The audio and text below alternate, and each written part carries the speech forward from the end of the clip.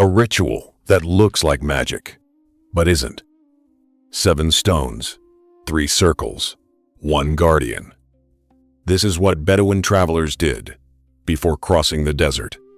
And here's the paradox. It doesn't change the desert.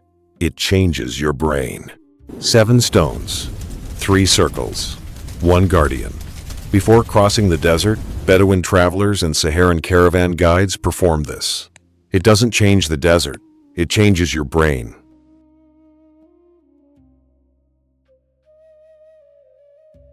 You might think they believed the stones held mystical power, and maybe they did.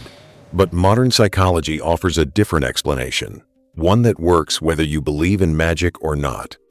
The ritual's power isn't in the stones, it's in the intention behind them.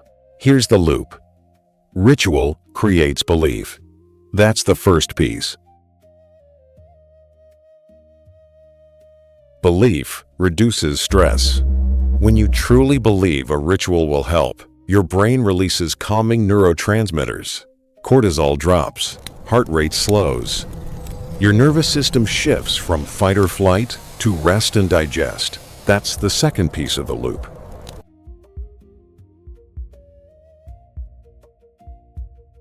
Less stress makes the ritual feel more effective. Belief grows. The loop completes itself. Peer-reviewed research shows participants who drew a simple symbol before a stressful test performed 15% better, not because the symbol taught them math, because the act of drawing it quieted their nervous system. The ritual didn't add knowledge, it removed anxiety. That's the power of intention over skill. Same with athletes. Basketball players who followed a personal pre-shot routine hit more free throws, not from better aim, from lowered anxiety.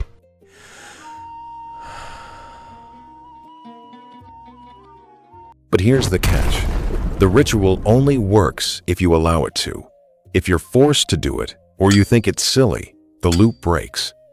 It doesn't replace real preparation. You still need water, a map, and a plan. The ritual is not a shortcut. It's an anchor. It reminds you of your intention, but it doesn't do the work for you. Nomads feared thirst and raiders. You might fear a presentation or a difficult conversation. Different triggers, same nervous system response. The loop works for both.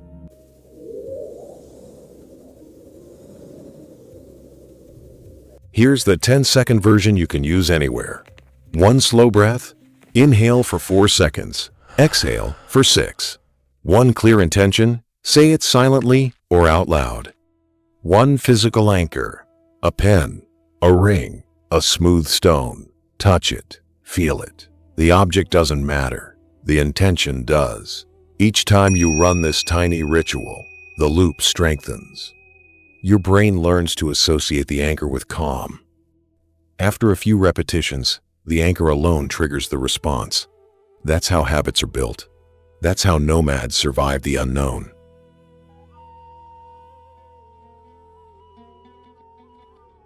Bedouin stone markers, Berber tagelmust wrapping, Saharan coffee pouring. Every action a quiet reminder. You are not crossing alone.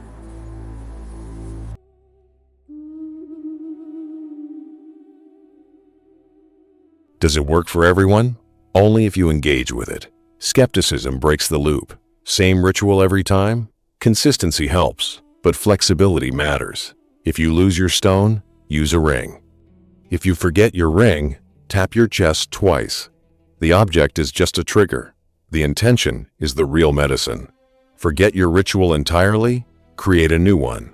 The loop adapts. It's not about perfection, it's about presence.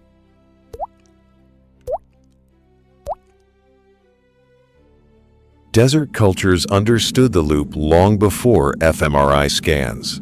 No neuroscience, just lived wisdom. The mind needs ceremony before stepping into the unknown.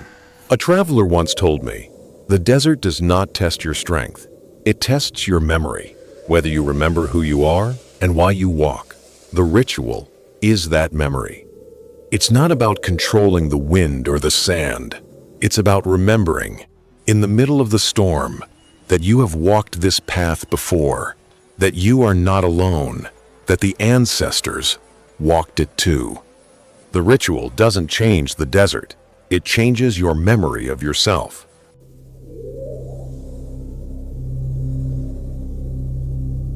The desert tests your memory.